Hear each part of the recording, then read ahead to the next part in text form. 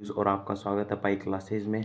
आज के अपने MIQ सीरीज़ के सेकंड वीडियो में अपन देखने वाले चैप्टर 7th नहीं है 7th 8 10 12 13 14 15 16 17 और लास्ट वीडियो जो था अपना MIQ सीरीज़ का कौन सा वीडियो नंबर 1, उसमें अपन ने कौन कौन से चैप्टर किए थे। उस वीडियो में शायद गलती से मैंने ये बोल दिया था कि अपन इस वीडियो में क्लास चैप्टर 1 2 3 कवर करने वाले, लेकिन उसमें कवर हो गए थे अपने 1 2 3 एंड 4। सो अगर ये चैप्टर्स आपको पढ़ने हैं तो आप जाके हमारे वीडियो नंबर 1 से पढ़िए। और अब आज आगे अपन बात करते हैं 6th 8th 10th 12 15 16 17। अभी भी अपने 2-3 चैप्टर्स बच रखे हैं, वो मैं बताता हूँ आपको कौन कौन से हैं। सबसे पहले तो चैप्टर नंबर 5th, फिर 7th, उसके बाद 9th के बाद 18th। ये चैप्टर क्यों बचा के रखे हैं मैंने, क्योंकि इनमें डायग्राम के थ्रू ज़्यादा पढ़ने को मिलेगा आपको, डायग्रामेटिकली क्वेश्चन ज़्यादा आएंगे, इसलिए इन चैप्टर्स को हम लास्ट में कवर करेंगे। और बाकी के जितने भी चैप्टर्स हैं उसमें जो जो डायग्राम आएंगे उनको भी अपन एक सेपरेट वीडियो में बना के कवर करेंगे। सो करते हैं स्टार्ट। जस्ट एक सेकेंड। हाँ, तो अब एक और इम्पोर्टेंट बात कि इस वीडियो में मैंने सिर्फ क्वेश्चन आंसर्स लिए, जितने भी ऑब्जेक्टिव टाइप अपने MCQ, true false, fill in the blanks, ये सब जो है ये सारे चैप्टर्स के एक साथ लास्ट वीडियो में कवर करेंगे। तो MIQ सीरीज़ का मैं एक बार ओवरव्यू दे देता हूँ आपको। फर्स्ट वीडियो कल आ चुका था, ये आज सेकेंड आने वाला है, ये कल थर्ड। फर्स्ट में आधे चैप्टर्स हो गए, सेकंड में आज हो जाएंगे, और थर्ड में जो चैप्टर्स बच गए वो हो जाएंगे।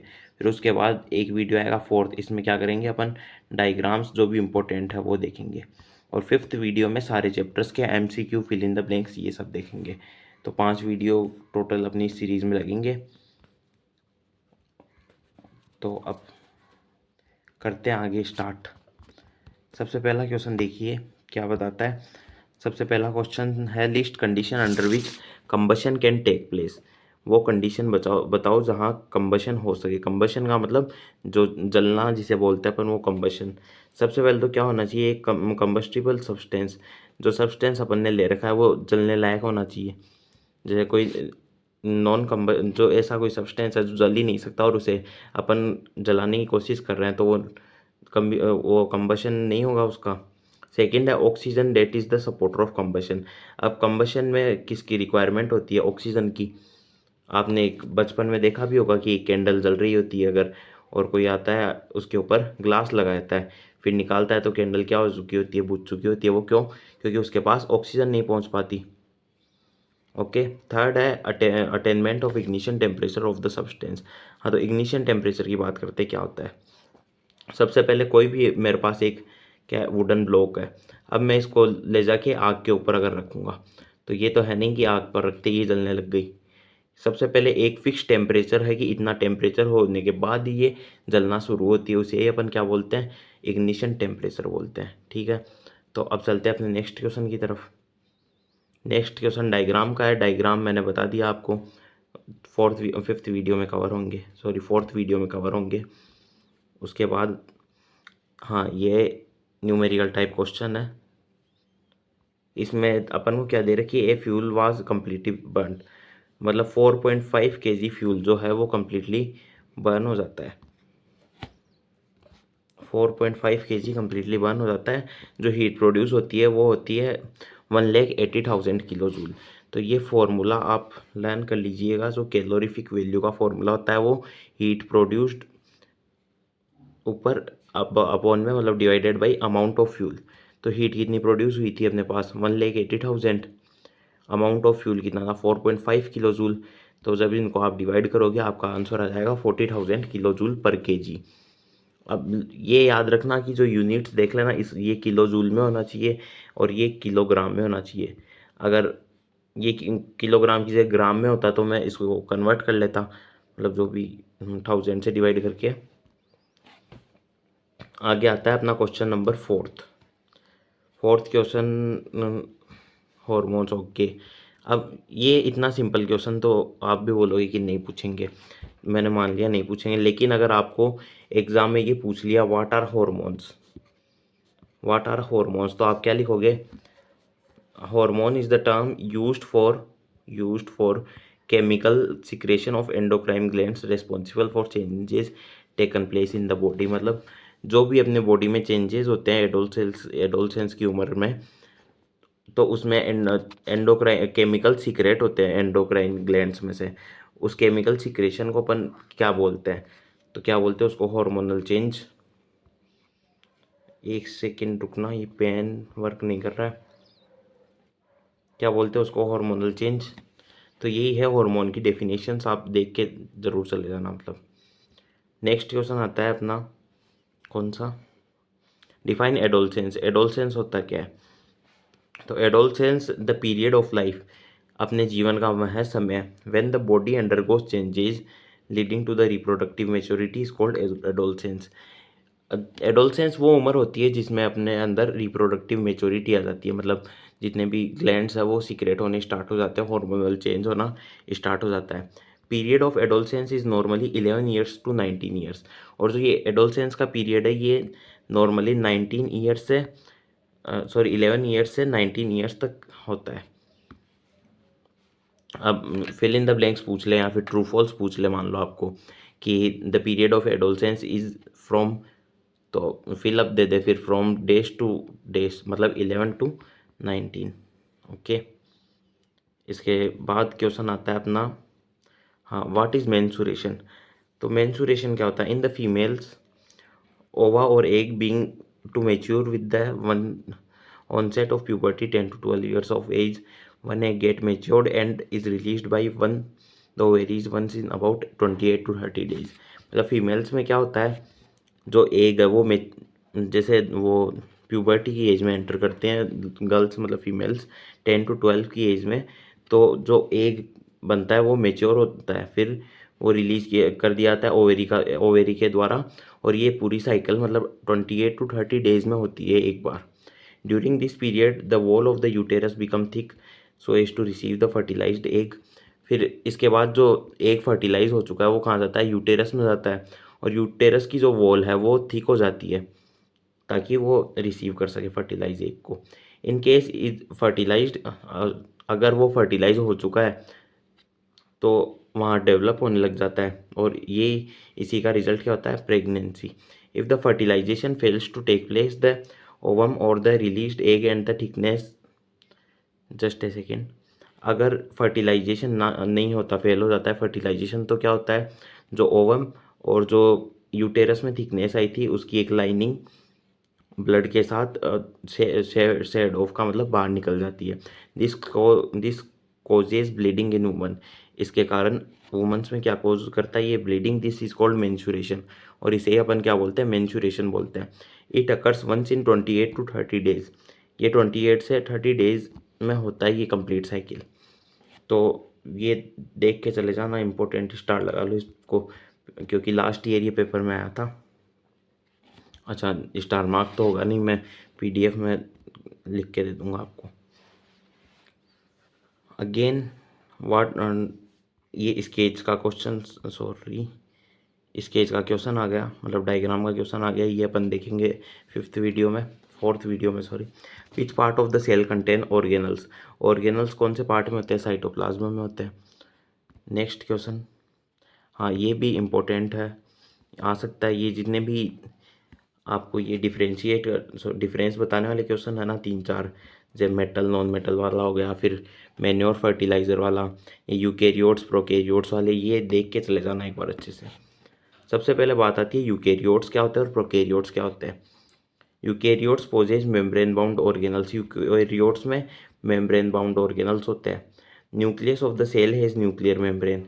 इसमें न्यूक्लियर मेम्ब्रेन होती है सेल में। Example plant, higher plants and animals. और प्रोकेरियोट्स में इनमें prokaryotes lack membrane bound organelles. जैसे इनमें मेम्ब्रेन बाउंड ऑर्गेनल्स होते थे, इनमें मेम्ब्रेन बाउंड ऑर्गेनल्स नहीं होते। Nucleus is not bounded by membrane. इसमें न्यूक्लियस पर मेम्ब्रेन होती थी, जैसे ये न्यूक्लियस अपना इसका मेम्ब्रेन होती थी, मतलब इसके अंदर जो साइटोप्लाज्म वगैरह है इसमें न्यूक्लियस ओपन ही रहता है, कोई बाहर मेम्ब्रेन नहीं होती। ये दो डिफरेंस हो गए। इसके बाद ये कौन, हाँ ये तो हो गया ना। एक्सप्लेन वाई स्लाइडिंग फ्रिक्शन, तो इस क्वेश्चन को ध्यान से समझ लेना। Why sliding friction is less than static friction. दो प्रकार के फ्रिक्शन होते हैं, फ्रिक्शन फोर्स होते हैं। एक स्टैटिक, अगर ये एक अलमीरा या फिर एक बॉक्स अगर यहाँ रुका हुआ है और मैंने इसके इस तरफ से फोर्स लगाया तो ये आगे नहीं जाएगी, क्यों, जो अपनी अर्थ है, जो धरती माता है अपनी, वो इसके इस तरफ से एक फोर्स लगाएगी। कौन सा? Friction force. शायद विजिबल नहीं है एक, हाँ तो इधर कौन सा फोर्स लगाएगी? Friction force. और ये कौन सा फोर्स लगा रहा है? ये कोई भी एक्सटर्नल फोर्स लग रहा है। और एक दूसरी चीज़ है ये फ्रिक्शन स्टैटिक का, मतलब ये जब तक रुका हुआ है तब तक ये फ्रिक्शन फोर्स लग रहा है। और इस फोर्स की वैल्यू इस स्टैटिक फोर्स से ज़्यादा हो गई, मतलब एक फिक्स होता है कि इस स्टैटिक फोर्स की वैल्यू एक फिक्स होती है कि इसके बाद नहीं लगेगी, तो अगर इससे ज़्यादा हो गई तो ये फोर्स के कारण ये अलमीरा क्या हो जाएगी? आगे जाने लग जाएगी। यहाँ से ये आगे जा रही है, इधर से फोर्स लग रहा है, लेकिन फ्रिक्शन तो अभी भी लग रहा है इस पर। अगर फ्रिक्शन ना होता तो मैंने हल्की सी अंगुली टच की और ये तो फिसलते हुए आगे जाती। फ्रिक्शन तो अभी भी लग रहा है, लेकिन अब कौन सा फ्रिक्शन लग रहा है? अब स्लाइडिंग फ्रिक्शन लग रहा है। ये समझ में आ गया। इसके बाद देखते हैं आगे जो क्वेश्चन मेन था अपना। अगर कोई चीज़, कोई ऑब्जेक्ट रुका हुआ है, सरफेस दो प्रकार की होती है, स्मूथ और रफ। नॉर्मली अपनी ग्राउंड मान लेते हैं अपन, रफ सरफेस है ऐसे। और जो बॉक्स मैंने रखा है उसकी भी रफ सरफेस है। इसको दूसरे कलर से बना देता हूँ। ये बॉक्स की भी रफ सरफेस है नीचे से। तो अब ये रुका हुआ है, तो ये ग्रीन वाला पार्टिकल और ये येलो वाला पार्टिकल, ये दोनों में एक इंटरलॉक हो जाएंगे। मतलब जैसे ये येलो वाला है और ये ग्रीन वाला है, ये इंटरलॉक हो गए। फिर अगर आप धक्का मारोगे तो ये एक दूसरे के अंदर फंस गए, ऐसे बता सकते हैं अपन। तो ये इनको टाइम ज़्यादा मिला है इंटरलॉक होने का, मतलब इंटरलॉक हो गए, एक दूसरे में अटैच हो गए, फंस गए। तो जैसे ही धक्का मारोगे इसकी फ्रिक्शन की वैल्यू ज़्यादा लगेगी, क्योंकि यहाँ ये फंस रखे हैं। लेकिन स्टैटिक फ्रिक्शन, जो सॉरी स्लाइडिंग फ्रिक्शन है, एक बॉडी चलती जा रही है आगे और नीचे जो सरफेस अपनी है, रफ सरफेस है, ये बॉडी आगे जा रही है, इसकी भी नीचे से रफ सरफेस है, लेकिन ये स्लाइड हो रही है या फिर बोल सकते हैं मूव कर रही है। तो इसको इतना टाइम नहीं मिलेगा। यहाँ पे क्या होता है, टाइम कम मिलता है, इंटरलॉक होने जितना टाइम नहीं मिलता, और इसमें टाइम मिल जाता है, आराम से इंटरलॉक हो सकते ही है। अब एक बार रीड कर लेते हैं क्वेश्चन को। The sliding friction is less than static friction because sliding object get less time to interlock. तो स्लाइडिंग ऑब्जेक्ट को क्या मिलता है? कम टाइम मिलता है इंटरलॉक होने के लिए। Into the contact point of the floor, floor के साथ जो वो पॉइंट में कॉन्टेक्ट में है उसके साथ इंटरलॉक होने में कम टाइम मिलता है स्लाइडिंग फ्रिक्शन के वक्त। But so it's somewhat the easier to move the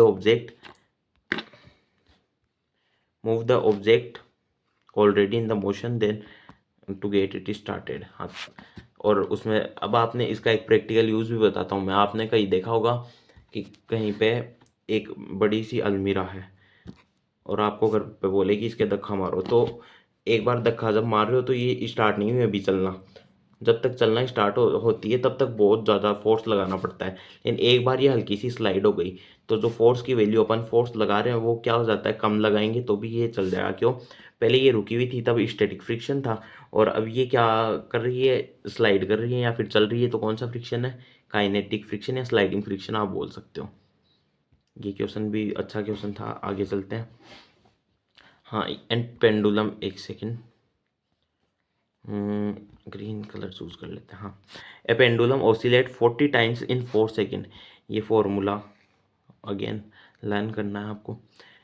एक पेंडुलम 40 टाइम्स ऑसिलेट करता है 4 सेकेंड में। फ्रीक्वेंसी बताओ। फ्रीक्वेंसी होती क्या है? नंबर ऑफ ऑसिलेशंस पर सेकेंड, मतलब number of oscillation upon time. तो फ्रीक्वेंसी एफ से डिनोट करते हैं इसको। नंबर ऑफ ऑसिलेशन कितने? 40, अपॉन में टाइम कितना है? 4 सेकेंड। तो कितना आ गया? फ्रीक्वेंसी 10। इसकी यूनिट होती है एच जेड, मतलब हर्ट्स। 10 हर्ट्स आ गई। अब अभी तो ये शायद इसका, एक सेकेंड, स्क्रीन, तो इसमें जब आपको स्लाइड मिलेगी तब वो स्लाइड में मैं लिख के दे दूंगा अभी तो, क्योंकि ये नहीं हो पाएगा, रफ करना पड़ेगा इसको इसलिए। अगला क्वेश्चन अपना आता है कि what is the difference between noise, यहाँ एंड लिखा है, अगर आपको दिखाई नहीं दे रहा हो तो यहाँ पे लिखा है AND, and noise and music. Music और नॉइज़ में क्या डिफरेंस है? Can music become noise sometime? सबसे पहले ये देखते क्या डिफरेंस है। The type of sound which are unpleasant to listen is known as noise. कोई ऐसी आवाज़ हो रही हो जो आपको सुनने में अच्छी ना लग रही हो या फिर सुन नहीं पा रहे हो, उसमें तकलीफ हो रही हो सुनने में, उसे अपन क्या बोलते हैं, नॉइज़। जैसे मार्केट में बहुत सारी गाड़ियाँ आ रखी है और हॉर्न पे हॉर्न बजाई जा रही है, ट्रैफिक की बहुत तेज़ आवाज़ हो रही है, तो क्या है, नॉइज़ है एक तरीके का। जबकि म्यूज़िक क्या है, एक प्लीजेंट साउंड है, एक ऐसा साउंड जो सेंसेशन प्रोड्यूस करता हो, जो हमें अच्छा लगता हो। अब ये बोल रहा है क्या म्यूजिक नॉइस में कन्वर्ट हो सकता है, तो यस, अगर म्यूजिक बहुत लाउड हुआ तब वो क्या हो जाएगी, नॉइस हो जाएगी। अगला question, the sound of mosquito is produced when vibrate it's wing. हाँ, तो ये भी न्यूमेरिकल टाइप क्वेश्चन है।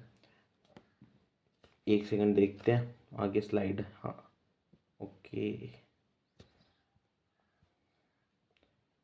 इसमें दे रखा है कि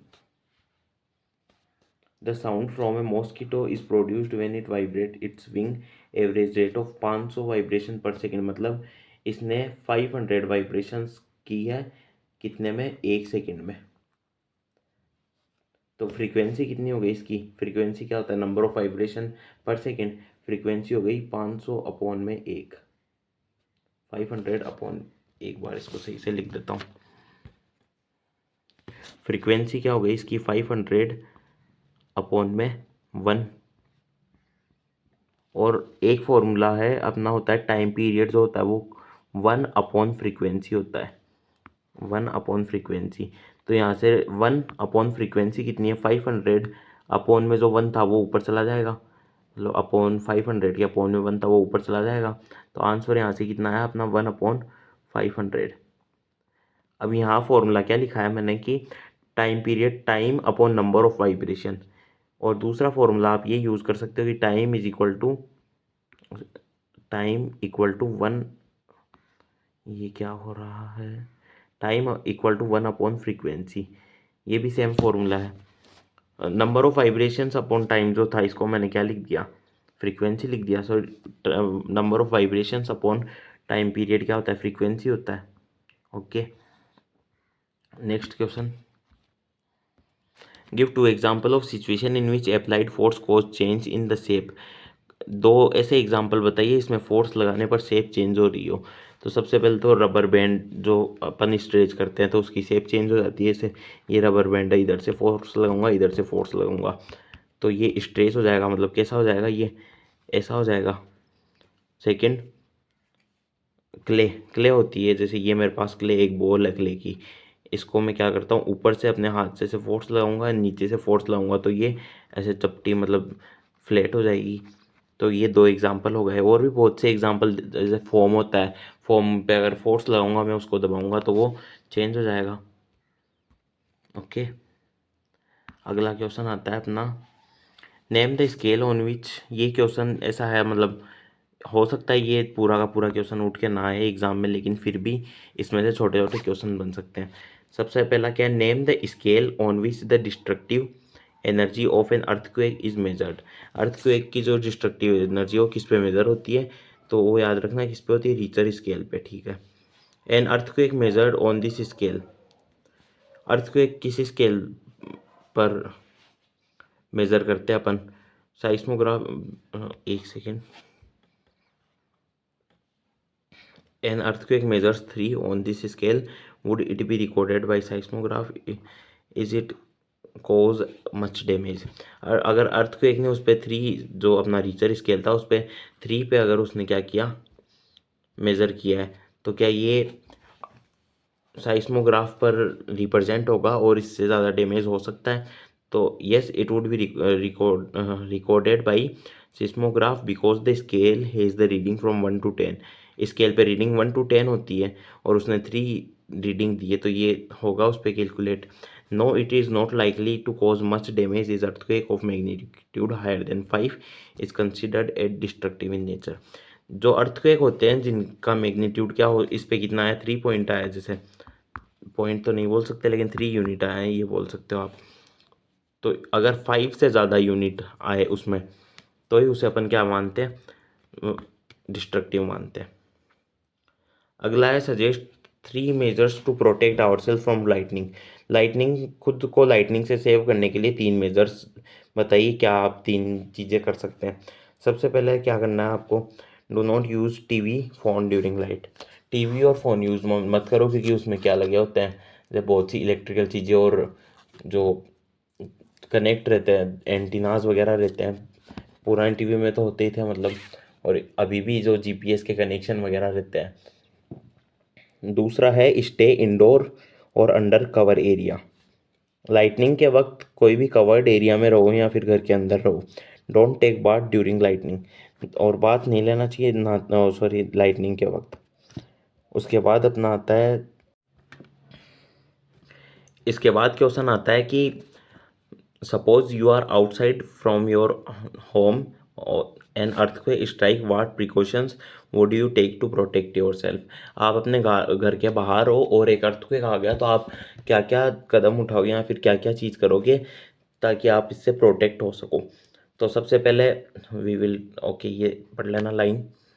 इसके बाद आता है मूव टू ओपन स्पेस। कोई ऐसी खुली जगह में जाना है, मतलब ऐसा नहीं किसी बिल्डिंग के नीचे जाके खड़े हो गए या फिर कहीं और, क्योंकि उससे क्या हो सकता है, अर्थक्वेक अगर ज़्यादा आया तो बिल्डिंग भी क्या डिस्ट्रॉय हो सकती है या फिर बिल्डिंग भी गिर सकती है।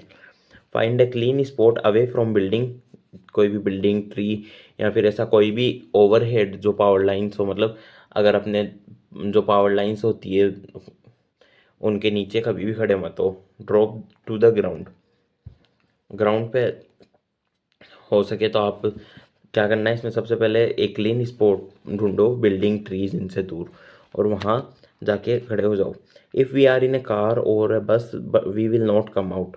अगर किसी कार या बस में हो तो बाहर मत निकलो।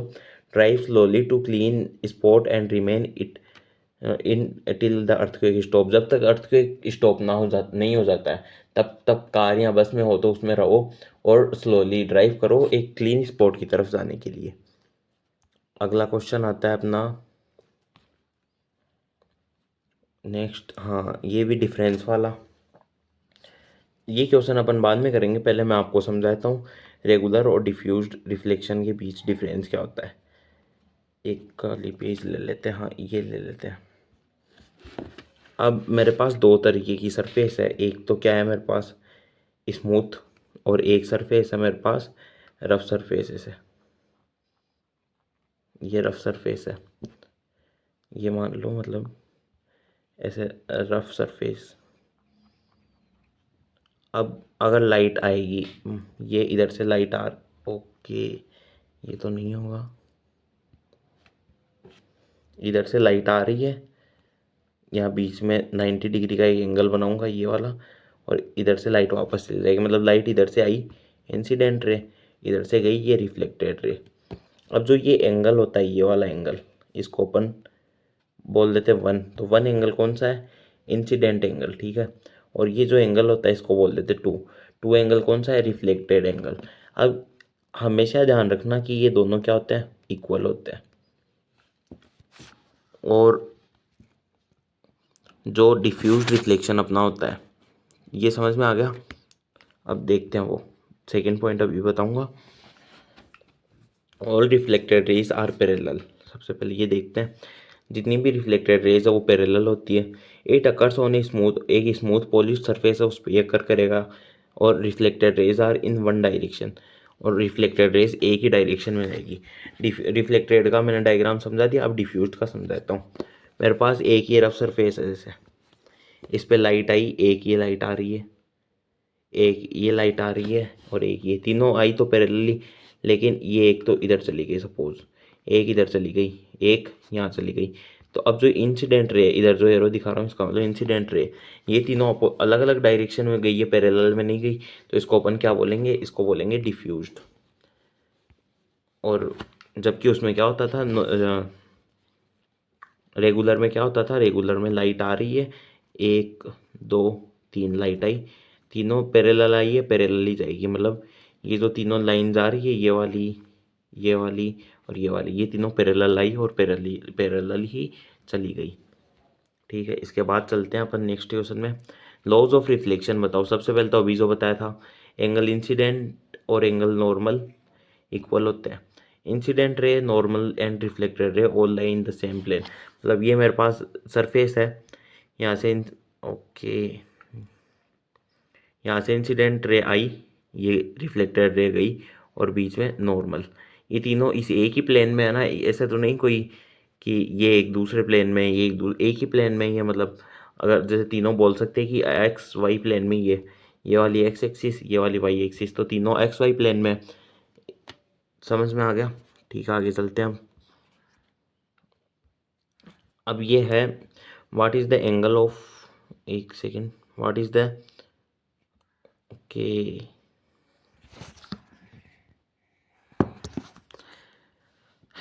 अब 20 वाला अपना क्वेश्चन है, what is the angle of incident of a ray if reflected ray is at an angle of 90 to the incident ray. तो इसको यहाँ समझ लेते हैं अपन। मेरे पास सबसे पहले एक क्या है, स्मूथ सरफेस है, इस पे लाइट आ रही है, ये लाइट गई, बीच में क्या है, नॉर्मल, ये रिफ्लेक्टेड है, सॉरी ये इंसिडेंट आई बोल देता हूँ, ये है रिफ्लेक्टेड। क्वेश्चन वाला बोल रहा है अगर इंसिडेंट रे और रिफ्लेक्टेड रे के बीच में क्या एंगल कितना है, 90 है, अगर ये 90 हुआ तो मेरे को बताओ कि इंसिडेंट रे कितने एंगल पे आई है और रिफ्लेक्टेड रे कितने एंगल पे गई है। तो आपको ये पता होना चाहिए, या फिर मैंने भी बता दिया कि ये जो एंगल है, ये एंगल दोनों बराबर होते हैं। तो इसको मैं एंगल आई मान लूँ, ये एंगल आर है, लेकिन ये इसके इक्वल होता है, तो इसको भी एंगल आई मान लूँ। मतलब आई प्लस आई, एंगल आई प्लस एंगल आई कितना हो जाएगा, 2i, और ये किसके बराबर दे रखा है, 90 के बराबर। मतलब आई कितना हो जाएगा, 90 अपॉन में 2, 90 अपॉन में 2 कितना आया आंसर, 45। मतलब कितने डिग्री पर आई लाइट, 45 डिग्री पर, और जाएगी भी कितने एंगल पर, 45 डिग्री पर। ये समझ में आ गया? यहाँ मैंने यहाँ रिटर्न फॉर्म में लिख दिया है आपके लिए, ये देख लेना। फिर ये ह्यूमन आई का डायग्राम वाला क्वेश्चन। ये largest planet of solar system कौन है, जुपिटर है, ठीक है। अब बात आती है कॉन्स्टिलेशन क्या होते हैं। तो आपने कभी देखा होगा कि अलग अलग स्टार्स की शेप्स बनती है। एक उर्सा मेजर जो सप्तऋषि अपन देखते हैं, पोलर बियर भी बोलते हैं शायद इसको। कैसा होता है शेप इसका, मतलब ऐसा सा कुछ शेप होता है। यहाँ पे स्टार्स होते हैं, जैसे एक स्टार यहाँ होता है, सॉरी, एक स्टार यहाँ होता है, एक यहाँ होता है, एक यहाँ होता है, 3 4 5 6, और एक यहाँ होता है, 7 स्टार्स होते हैं इसमें। तो ये क्या कॉन्स्टिलेशन है, इसकी डेफिनेशन अगर देखें तो group of stars which has recognisable shape is called a constellation. ऐसी शेप जो रिकॉग्नाइजेबल हो, मतलब डिफरेंशिएट कर सके, वो अलग दिख रही हो, अपन बता सके ये शेप है, ग्रुप ऑफ स्टार्स मिलकर अगर ऐसी शेप बना रहे हैं, उसको अपन क्या बोलेंगे, कॉन्स्टिलेशंस बोलेंगे। अगला question, what are the different ways, what are the different way, एक सेकेंड, हाँ, what are the different ways in which waters get contaminated. पानी दूषित कैसा हो जाता है, खराब, मतलब इम्प्योरिटीज़ कैसे मिलती है उसमें, वो बताना है। पहला पॉइंट है people dispose garbage in the water. Water में लोग क्या करते हैं, अपना कचरा वहीं डिस्पोज कर देते हैं। Second, many industry discharge their harmful chemicals directly into rivers. अब बहुत सी इंडस्ट्रीज़ में जो केमिकल्स लेफ्ट ओवर रह जाते हैं, जो हार्मफुल होते हैं, और वो बच जाते हैं या फिर किसी अपन कोई भी प्रोडक्शन कर रहे हैं, उसमें केमिकल्स लास्ट में बाई प्रोडक्ट निकल के आते हैं, उनको क्या करते हैं लोग, सीधा नदियों में बहा देते हैं, फैक्ट्रीज वाले। Chemical fertiliser, pesticide, weedicide use in agriculture practices. और एग्रीकल्चर में भी क्या यूज़ होते हैं आजकल, फर्टिलाइज़र, पेस्टिसाइड, वीडिसाइड, ये सब, जो कि वाटर के साथ डिज़ोल्व होके बह जाते हैं पानी तक, मतलब नदियों वगैरह तक चले जाते हैं। इसके कारण वो क्या हो जाती है, कॉन्टामिनेटेड हो जाता है water. Untreated sewage is directly discharge into water from house hold activities. अब जितने भी हाउस होल्ड में सीवेज के जो कनेक्शंस होते हैं, मतलब जितना भी गंदा पानी वगैरह होता है, वो जाके कहाँ इकट्ठा होता है, एक पॉन्ड वगैरह बना रखा हो, या फिर रिवर, समुंदर में इकट्ठा होता होगा। लेकिन उसमें क्या नहीं करते लोग, उसको पहले ट्रीट नहीं करते, उसको प्योरीफाई नहीं करते, डायरेक्ट ही छोड़ देते हैं। क्या करना चाहिए, प्योरीफाई करना चाहिए। कैसे, जैसी वेज निकले वहाँ आगे जाके एक फ़िल्टर का कोई सिस्टम, जैसे यहाँ से घरों से सीवेज आ रही है, एक इधर से, एक इस घर से इधर आ रही है यहाँ पे, और यहाँ पे वो वाटर बॉडी है। तो इस वाटर बॉडी में जाने से पहले यहाँ कोई फिल्ट्रेशन का सिस्टम लगा दे कि जितने भी हार्मफुल केमिकल्स हैं उनको फिल्टर करके साइड में रख सके, और जो बाकी पानी बच जाए वो वाटर बॉडीज़ में स्टोर हो सके। लेकिन इसमें तो अपन को यही पूछा था कि कौन कौन से, तो ये देख लेना, ये 4 पॉइंट है। Next question, clear transparent water is always fit for, अगर कोई ऐसा पानी जो ट्रांसपेरेंट है, एकदम क्लियर है, वो पीने के योग्य होता है या नहीं होता? तो नहीं, ये ट्रू नहीं है, सच बात नहीं है कि ये पीने के योग्य है, क्योंकि दे में डिजीज़ कोजिंग, उनके अंदर ऐसे कुछ माइक्रो ऑर्गेनिज्म हो सकते हैं जो बीमारी फैलाते हो। तो अच्छा ये रहेगा कि पानी पीने से पहले एक बार प्योरीफाई कर लिया जाए। Okay, next question, pure air और पॉल्यूटेड एयर के बीच में डिफरेंस बताना है आपको। प्योर एयर में 78% क्या होती है, नाइट्रोजन होती है, 21% ऑक्सीजन होती है, 0 point, just a second, 78% nitrogen, 21% oxygen और 0.03% carbon dioxide, sorry, other gases such as argon, methane, neon, water vapour, ये सब होते हैं इसमें। When the air contaminated by unwanted substance which have harmful effect on both living and non-living things like nitrogen oxide, sulfur oxide, carbon monoxide, तो अगर मतलब ये pure air है, इसमें अगर सल्फर ऑक्साइड और नाइट्रोजन ऑक्साइड और कार्बन मोनोऑक्साइड जैसे गैसेज चली जाएगी, तो ये क्या हो जाएगी, पॉल्यूटेड हो जाएगी, और ये हार्मफुल होती है अपने लिए। ओके, अब नेक्स्ट क्वेश्चन आता है, एक सेकेंड इसको ऑफ करना पड़ेगा। अगला क्वेश्चन, ओके, अब ये जो फिल इन द ब्लैंक्स वगैरह ये आप एक बार देख लीजिए, ये नेक्स्ट वीडियो में, अभी स्लाइड नहीं बनी है पूरी, तो नेक्स्ट वीडियो में मिलता हूँ इनके साथ। तब तक आपको करना क्या है, कितने क्वेश्चन होंगे, लगभग 25 है, जिसमें 3-4 क्वेश्चन डायग्राम वाले हैं, तो बाकी जो 20 क्वेश्चन बच गए हैं उनको वही लर्न करना है, क्योंकि एग्ज़ाम में लिख के आना है। कॉन्सेप्ट समझने से तो होता है, लेकिन लर्न भी होना चाहिए क्वेश्चन। इसके बाद सेकंड चीज़, MIQ सीरीज़ जो चल रही है उसका, अगर फर्स्ट वीडियो आपने नहीं देखा है, डायरेक्ट सेकंड पे आए हुए हो, तो इस सेकंड को देखने के बाद फर्स्ट देख लेना, फिर थर्ड वीडियो आएगा जो चैप्टर्स बच गए उनका, फोर्थ वीडियो और फिफ्थ वीडियो, एक में वो ले लेंगे अपन ऑब्जेक्टिव क्वेश्चन जितने भी MCQ fill in the blanks true false है वो, और एक में ले लेंगे जितने भी इम्पोर्टेंट डायग्राम्स हैं। तो ये ज़रूर देख लेना, और बस बाकी मिलते हैं नेक्स्ट वीडियो में। हाँ, और अगर आपको PDF चाहिए इस वीडियो की, तो क्या करना है, नीचे कमेंट करना है कि, कमेंट में क्या करोगे, लिख देना कि यस प्रोवाइड PDF की PDF प्रोवाइड करो, क्योंकि ये जो PPT की फाइल है इसको कन्वर्ट करना पड़ता है PDF फॉर्मेट में, और टाइम लगता है। तो अगर आपको चाहिए तो कमेंट कर देना वो। बाकी मिलते हैं अगले वीडियो में, तब तक के लिए सब्सक्राइब कर देना चैनल, वीडियो को लाइक करो और अपने दोस्तों के साथ शेयर करो, जिन जो भी अभी 8th की जिनकी एग्ज़ाम आने वाली है। और अगर कोई भी डाउट है तो कमेंट बॉक्स में कमेंट करके पूछ सकते हो निश्चिंत रहकर। और ये देख लेना एक बार। ओके, चलते हैं फिर।